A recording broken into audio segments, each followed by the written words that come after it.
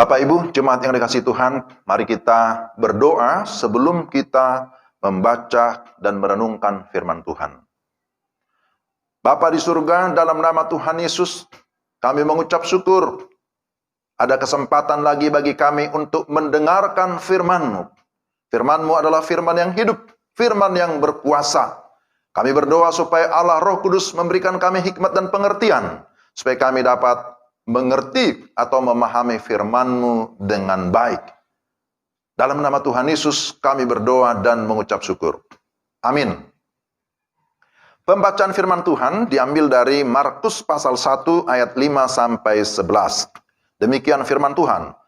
Markus pasal 1 ayat 5 sampai 11. Lalu datanglah kepadanya orang-orang dari seluruh daerah Yudea dan semua penduduk Yerusalem, dan sambil mengaku dosanya mereka dibaptis di sungai Yordan. Yohanes memakai jubah bulu unta dan ikat pinggang kulit, dan makanannya belalang dan madu hutan. Inilah yang diberitakannya, sesudah aku akan datang ia yang lebih berkuasa daripadaku, membungkuk dan membuka tali kasutnya pun aku tidak layak. Aku membaptis kamu dengan air, tetapi ia akan membaptis kamu dengan Roh Kudus. Pada waktu itu datanglah Yesus dari Nazaret di tanah Galilea, dan ia dibaptis di sungai Yordan oleh Yohanes. Pada saat ia keluar dari air, ia melihat langit terkoyak dan roh seperti burung merpati turun ke atasnya. Lalu terdengarlah suara dari sorga, "Engkaulah anakku yang kukasihi, kepadamulah aku berkenan." Demikian pembacaan firman Tuhan. Berbahagialah kita yang mendengar firman dan memelihara dalam kehidupan kita sehari-hari. Shalom, Bapak Ibu yang dikasihi Tuhan, apa kabar? Senang kita bisa berjumpa lagi dalam ibadah ini. Sekalipun ibadahnya secara online, kita beribadah di rumah masing-masing, tetapi kita tetap bersyukur kita punya kesempatan untuk mendengarkan firman Tuhan. Bapak Ibu yang dikasihi Tuhan, kita sudah membaca Markus 1 ayat 5 sampai 11. Dan tema yang diberikan adalah bersama dengan baptisannya, gereja meneladankan kebaikan. Tentu yang dimaksud di sini adalah baptisan Yesus. Saudara-saudara, kita baru saja merayakan Natal, kelahiran Tuhan kita Yesus Kristus. Bahwa Yesus adalah Allah yang berinkarnasi menjadi manusia. Firman itu telah menjadi manusia dan diam di antara kita. Demikian Yohanes pasal 1 ayat 14. Ia dikandung dari Roh Kudus dan dilahirkan oleh perawan Maria. Kelahirannya adalah fakta sejarah yang tidak terbantahkan. Sekalipun sampai dengan sekarang ini banyak orang yang menyangkal atau tidak percaya, namun kesaksian Alkitab memberikan kita bukti yang akurat. Sehingga saya harap Bapak Ibu dan saya tidak pernah meragukan bahwa Yesus itu benar-benar lahir dari seorang perawan Maria. Apa buktinya? Yang bisa kita lihat berdasarkan Injil Markus ini bahwa ada saksi-saksi yang menyatakan bahwa Yesus itu lahir, bahwa Yesus itu benar-benar diam di antara kita, di antara manusia pada zamannya. Pertama itu para penulis Injil. Bahwa para penulis Injil termasuk Markus, ya tentu semua ya, Matius, Markus, Lukas, Yohanes, mereka menyaksikan tentang Yesus Kristus sebagai anak Allah. Markus pasal 1 ayat 1, inilah permulaan Injil tentang Yesus Kristus anak Allah. Markus jelas menyebutkan Yesus Kristus sebagai anak Allah. Tapi yang kedua ada kesaksian para nabi. Dalam ayat 2 sampai dengan ayat yang ketiga, masih Markus pasal 1. Markus mengutip nubuatan para nabi. Di sana dikatakan seperti ada tertulis dalam kitab Nabi Yesaya, "Lihatlah aku menyuruh utusanku mendahului engkau. Ia akan mempersiapkan jalan bagimu. Ada suara orang yang berseru-seru di padang gurun, persiapkanlah jalan untuk Tuhan, luruskanlah jalan baginya." Dan bukan hanya Yesaya, tapi nabi lain seperti Maleakhi. Kalau kita baca Maleakhi pasal 3 ayat 1, juga menubuatkan hal yang sama, yang menyatakan bahwa akan ada suara yang berseru-seru, persiapkanlah di padang gurun jalan untuk Tuhan. Pada zaman dahulu, saudara, jika seorang raja akan mengunjungi suatu daerah, maka seorang utusan akan dikirim mendahuluinya. Untuk apa? Untuk mempersiapkan segala sesuatu yang berkaitan dengan kedatangan atau kunjungan raja itu. Yang ketiga, Yohanes Pembaptis menggenapi nubuatan para nabi itu. Ayat 4-6, demikianlah Yohanes Pembaptis tampil di padang gurun dan menyerukan, bertobatlah dan berilah dirimu dibaptis, dan Allah akan mengampuni dosamu. Saudara, Yohanes tampil di padang gurun dan menyerukan, bertobatlah dan berilah dirimu dibaptis, dan Allah akan mengampuni dosamu. Ia adalah utusan dari Tuhan. Untuk apa dia diutus? Untuk memberitakan tentang kedatangan Kristus, untuk bersaksi. Dia berkata bahwa sesudah aku akan datang, ia yang lebih berkuasa daripadaku, membungkuk dan membuka tali kasutnya pun aku tidak layak. Aku membaptis kamu dengan air, tetapi ia akan membaptis kamu dengan Roh Kudus. Ayat 7 sampai dengan ayat yang ke-8. Yohanes Pembaptis membaptis banyak orang yang datang dari seluruh Yudea dan juga dari Yerusalem. Setelah mereka mengaku dosanya, masing-masing mereka dibaptis. Tapi kemudian ayat 9, bahwa pada waktu itu datanglah Yesus dari Nazaret di tanah Galilea, dan ia dibaptis di sungai Yordan oleh Yohanes. Ayat yang ke-9. Jadi kita lihat di sini bahwa para penulis Injil, para nabi, demikian juga Yohanes Pembaptis menyaksikan tentang kedatangan Yesus Kristus. Tapi tidak berhenti sampai di situ. Perhatikan di dalam ayat yang ke-10 sampai dengan ayat yang ke-11. Bahwa Allah Bapa dan juga Allah Roh Kudus turut menyaksikan tentang Yesus Kristus. Pada saat ia keluar dari air, ia melihat langit terkoyak dan Roh Kudus seperti burung merpati turun ke atasnya. Lalu terdengarlah suara dari surga, engkaulah anakku yang kukasihi, kepadamulah aku berkenan. Ayat 10 sampai dengan ayat 11. Jadi Allah Bapa dan Roh Kudus turun menjadi saksi utama, menyatakan bahwa Yesus adalah anak Allah yang diutus ke dalam dunia. Yesus dibaptis, saudara-saudara, bukan sebagai tanda pertobatan, karena Yesus tidak pernah berbuat dosa sama sekali. Namun ia memberi dirinya dibaptis untuk menggenapi kehendak Allah dan menjadi teladan bagi gereja, bagi orang-orang percaya. Saudara, kembali kepada tema kita. Sesuai dengan tema kita, bersama dengan baptisannya, gereja meneladankan kebaikan. Teladan seperti apa yang harus dilakukan atau yang harus dimiliki oleh gereja. Saya menyampaikan ada 3 hal yang akan menjadi perenungan kita. Saudara-saudara, Bapak Ibu yang dikasihi Tuhan, pertama, belajar dari teks ini, maka gereja harus hidup di dalam kerendahan hati. Itu yang pertama. Gereja hidup dalam kerendahan hati. Yesus adalah Allah yang mengambil rupa manusia, datang ke dalam dunia yang hina, penuh dosa. Ini merupakan bukti kerendahan hatinya yang agung. Dia memberi dirinya dibaptis, bukan karena dia berdosa, saudara-saudara. Tetapi, sekali lagi, Alkitab jelas menyatakan, dia tidak berbuat dosa. Tapi dia dibaptis. Untuk apa? Dia mau mengidentifikasi dirinya, atau dia mau menyamakan dirinya dengan orang-orang berdosa. Ini luar biasa. Dia menjadi manusia agar dia dapat menggantikan manusia berdosa sebagai korban penebus dosa, menggantikan saudara dan saya yang seharusnya dihukum, tetapi Kristus Yesus menanggung hukuman yang harusnya dijatuhkan kepada kita. Rasul Paulus berkata dan dalam keadaannya sebagai manusia, ia telah merendahkan dirinya dan taat sampai mati, bahkan sampai mati di kayu salib. Filipi pasal 2 ayat yang ke-8. Ini sangat jelas. Oleh karena itu, saudara-saudara, gereja haruslah hidup di dalam kerendahan hati sebagaimana Kristus. Kerendahan hati yang disertai dengan ketaatan. Ketaatan penuh kepada kehendak Allah.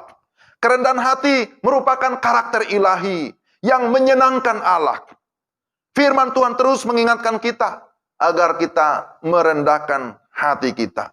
Orang yang rendah hati akan ditinggikan. Atau orang yang rendah hati pasti diberkati. Sebaliknya orang yang tinggi hati akan direndahkan. Alkitab menyatakan itu. Hanya orang yang rendah hatilah yang dapat melakukan kebaikan-kebaikan yang sejati. Maka ini hal yang pertama. Bahwa belajar dari teladan Yesus, gereja harus hidup di dalam kerendahan hati. Dan yang kedua, gereja melayani sesuai dengan kehendak Allah. Ketika Yesus datang kepada Yohanes untuk dibaptis, lalu apa kata Yohanes? Yohanes mencegah dia, katanya, "Akulah yang perlu dibaptis olehmu, dan engkau yang datang kepadaku." Wow, rasanya tidak layak.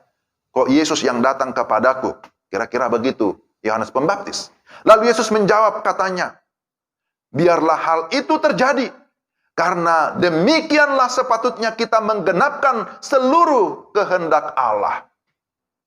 Itu Matius 4 ayat 14 sampai 15. Jadi Yesus berkata, biarlah hal itu terjadi, karena demikianlah sepatutnya kita menggenapkan seluruh kehendak Allah. Baru kemudian Yohanes menurutinya. Kehadiran Yesus bertujuan untuk menggenapi kehendak Allah Bapa. Kehadiran Allah Bapa dan Roh Kudus dalam peristiwa baptisan Yesus itu memberikan konfirmasi yang jelas bahwa kedatangannya ke dunia merupakan kehendak Allah yang kekal. Itulah sebabnya Yesus selalu menekankan kehendak Allah di dalam pengajarannya, di dalam pelayanannya, bahkan di dalam doa. Yesus selalu menekankan tentang kehendak Allah. Yesus berkata, "Aku datang bukan atas kehendakku sendiri, melainkan dialah yang mengutus aku." Yohanes pasal 8 ayat 42. Perhatikan juga bagaimana Yesus mengajar murid-muridnya berdoa. Doa yang diajarkan Yesus kepada muridnya berkata, "Jadilah kehendakmu di bumi seperti di surga." Matius 6 ayat yang ke-10. Demikian juga Yesus sendiri ketika dia di Taman Getsemani di dalam pergumulan yang berat. Dia pun berdoa, "Biarlah kehendakmu yang jadi, bukan kehendakku." Matius 26 ayat 42. Jadi saudara-saudara, kita melihat bahwa Yesus memberikan kita teladan yang sangat mulia. Bahwa dia datang untuk menggenapi kehendak Allah. Untuk melakukan kehendak Allah. Jadi gereja pun harus demikian. Gereja harus melayani atau melakukan kebaikan sesuai dengan kehendak Allah. Bukan sesuai dengan maunya kita. Setiap pelayanan yang dilakukan hendaklah bertujuan. Untuk apa? Untuk memuliakan Allah. Untuk menyenangkan hati Tuhan. Itu yang kedua. Dan kemudian yang ketiga, gereja siap menerima tugas misi atau pelayanan bagi segala bangsa. Saudara-saudara, peristiwa pembaptisan Yesus sekaligus merupakan pentahbisan ataupun peneguhan untuk menjalankan misi Allah di dunia ini. Yesus diurapi sebagai Mesias untuk mengemban tugas khusus, yakni misi penyelamatan dunia. Dan untuk menjalankan misi tersebut, Yesus menyerahkan dirinya secara total melalui baptisan. Dia siap diutus sebagai anak Allah dan siap menghadapi segala konsekuensi dari pengutusan itu. Perhatikanlah bahwa setelah pembaptisan, maka Roh Kudus dikatakan segera memimpin dia ke padang gurun. Ya. Di padang gurun dia diperhadapkan dengan pencobaan dari si iblis. Setelah berpuasa selama 40 hari. Tetapi apa yang terjadi? Kita bisa melihat baik di dalam Injil Matius juga, di dalam Injil Lukas juga tentang pencobaan di padang gurun. Apa yang terjadi? Bahwa Yesus dicobai oleh iblis. Tetapi iblis sudah dikalahkan. Bagaimana Yesus mengalahkan iblis? Dengan firman yang berotoritas. Hal ini menjadi referensi yang sangat penting untuk memberikan kepastian bahwa manusia ketika sungguh-sungguh percaya kepada Yesus juga akan mengalami kemenangan dan akan diberikan kuasa untuk bisa mengalahkan iblis. Saudara-saudara, perhatikan bahwa setelah pencobaan itu, kemudian iblis sudah dikalahkan. Yesus mulai melayani. Yesus mulai berkhotbah. Yesus berkhotbah, bertobatlah, sebab kerajaan surga sudah dekat. Bertobatlah dan percayalah kepada Injil. Itulah yang diserukan, yang disampaikan oleh Yesus. Itu juga yang disampaikan oleh Yohanes Pembaptis. Sebelum Yesus datang, dia juga menyerukan supaya terjadi pertobatan di mana-mana. Saudara-saudara, hanya melalui pertobatan yang sungguh-sungguh dan juga dengan iman yang sungguh-sungguh kepada Yesus Kristus, maka seseorang akan mengalami kasih karunia, akan mengalami kepastian keselamatan. Dan hanya melalui pertobatan yang sungguh-sungguh pula lah orang percaya dapat melakukan berbagai kebajikan atau kebaikan-kebaikan. Bagaimana kita bisa melayani orang lain? Bagaimana kita bisa melakukan perbuatan-perbuatan yang baik, yang benar, yang berkenan kepada Tuhan? Itu harus diawali dengan pertobatan dan iman yang sungguh-sungguh. Jikalau seseorang sudah memiliki pertobatan dan iman yang sejati, maka dia tentu akan memiliki hasrat, memiliki hati untuk berbuat baik ataupun melayani. Melayani orang-orang yang belum terlayani, mengasihi orang-orang yang belum terkasihi, menjangkau mereka yang belum terjangkau. Bahkan juga seperti Yesus, ya, dikatakan Yesus memiliki belas kasihan, memiliki kerinduan supaya semakin banyak orang yang sungguh-sungguh mengalami kemenangan, supaya pertobatan terjadi di mana-mana. Yesus memiliki belas kasihan melihat banyak orang terlantar seperti domba yang tidak bergembala. Nah, inilah kedatangan Yesus ke dalam dunia, adalah supaya banyak orang tahu, mengenal, dan menerima siapa Mesias, Juru Selamat yang sesungguhnya. Maka Yesus berkata, aku datang untuk mencari orang yang terhilang. Terhilang karena apa? Karena dosa. Kalau Yesus datang untuk mencari yang terhilang, kalau Yesus datang mencari orang-orang yang lemah, yang kecil, Yesus datang untuk menyelamatkan orang-orang yang sudah hilang keselamatan, yang sudah tidak punya tujuan hidup yang jelas. Maka gereja pun harus memiliki cara pandang yang demikian. Gereja harus siap menerima tugas misi, tugas pelayanan, menjangkau yang belum terjangkau, setiap suku-suku bangsa. Itulah yang menjadi sasaran misi kita, saudara-saudara. Itulah yang menjadi tugas gereja. Bagaimana kita menjalankan amanat yang Tuhan sudah berikan kepada murid-muridnya, kepada orang-orang percaya. Sebagai kesimpulan dan aplikasi, saudara-saudara, kembali kepada Injil Markus ini bahwa Yesus dibaptis oleh Yohanes Pembaptis. Bukan karena dia berdosa lalu bertobat, bukan. Tapi Yesus dibaptis sebagai teladan bagi kita. Teladan dalam kerendahan hati. Dia yang adalah Allah, menjadi manusia, datang ke dalam dunia yang berdosa, mengidentifikasi diri, menyamakan dirinya dengan kita yang berdosa, bahkan menggantikan kita. Dia datang di dalam ketaatan kepada kehendak Allah, dan dia juga memiliki kesiapan menjalankan misi Allah dalam dunia ini. Sekalipun untuk itu, dia harus menjadi korban, dia harus mati. Tapi itulah yang dilakukan oleh Yesus, yang juga harus dilakukan oleh gereja. Maka kiranya seperti Yesus, kita pun demikian, mau melayani dan merindukan banyak orang memiliki pertobatan yang sungguh-sungguh, percaya dan terima Yesus Kristus sebagai Tuhan dan Juru Selamat yang sejati, dan kemudian dia menjadi pengikut Yesus yang sejati, yang melakukan kehendak Allah, yang setia melayani selagi masih ada kesempatan. Melayani atau berbuat baik karena sudah mengalami anugerah Tuhan. Kita melayani atau berbuat baik karena kita sudah memiliki kepastian keselamatan. Jadi berbuat baik bukan syarat untuk keselamatan, tetapi berbuat baik karena kita sudah mengalami kepastian keselamatan. Melakukan perbuatan baik sebagai buah Roh Kudus yang sudah bekerja di dalam kehidupan kita. Kita melayani, kita berbuat kebaikan bukan supaya disanjung, dipuji oleh orang. Kalau anak melakukan kebaikan bukan supaya dipuji oleh orang tua. Kalau jemaat berbuat baik bukan supaya disanjung oleh pendetanya. Kalau pendeta berbuat baik bukan supaya diidolakan oleh jemaat. Tentu bukan itu. Karena tujuan utama kita berbuat baik, melakukan pelayanan adalah supaya Tuhan ditinggikan, supaya Tuhan dimuliakan. Maka kita melakukan kebaikan-kebaikan bukan lagi sebagai legalitas seperti hidup di dalam masa hukum Taurat. Karena kita sesungguhnya sudah mengalami kemerdekaan di dalam iman kita kepada Kristus.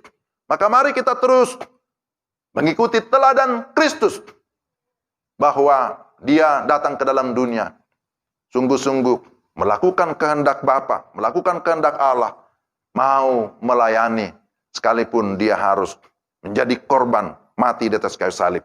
Kiranya Tuhan juga memberikan kita spirit, semangat untuk terus hidup di dalam kebaikan, di dalam melayani Tuhan selagi masih siang atau selagi masih ada kesempatan.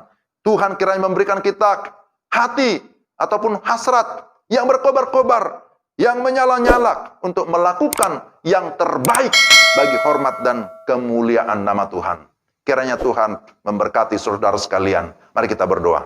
Tuhan, terima kasih untuk firman-Mu. Kami berdoa memohon pertolongan Roh Kudus supaya kami dapat mengerti firman-Mu. Dan bukan hanya mengerti, tapi kami dapat melakukan. Kami dapat menerapkan di dalam kehidupan kami hari lepas hari. Kami menjadi gereja yang tetap hidup dalam kerendahan hati. Gereja yang hidup sesuai dengan kehendak Allah. Dan gereja yang siap untuk menjalankan misi bagi segala bangsa sesuai dengan amanat-Mu. Dalam nama Tuhan Yesus kami berdoa dan mengucap syukur. Amin.